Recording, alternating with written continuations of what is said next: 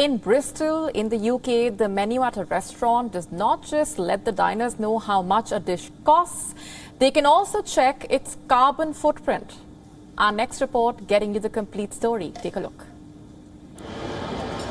The menu at a vegetarian restaurant called The Canteen in southwest England doesn't let diners know how much a dish costs. They can also look at the carbon footprint of the food they order. A carbon footprint is the total amount of greenhouse gases, including carbon dioxide and methane, that are generated by our actions. The food industry is a beast in terms of carbon emissions and pollution and stuff, so if anyone can make a bit of effort to try and cut that down, then yeah, it's a positive thing, definitely. The carrot and beetroot pakora with yogurt sauce is responsible for just 16 grams of CO2 emissions.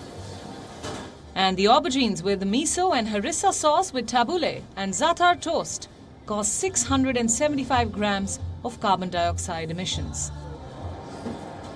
Compared to a hamburger, the dish the restaurant does not serve, these veggie dishes have a much smaller carbon footprint. As customers weigh their options, the menu includes a comparison with the emissions from a UK-produced hamburger, which is around 3 kilos. I think it's interesting. However, when I go out to eat, or normally go out for enjoyment, right?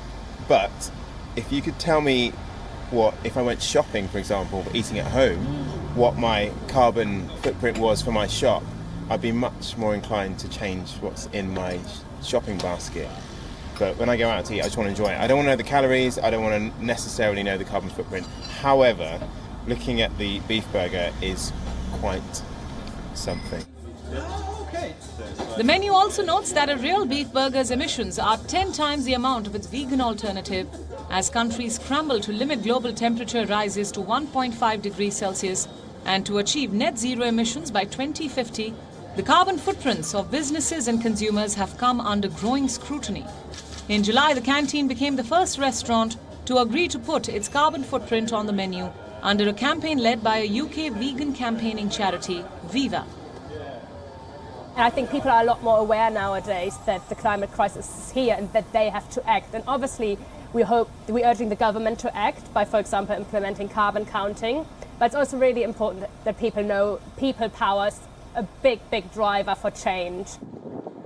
According to UK government figures, the average British person has an annual carbon footprint of more than 10 tons.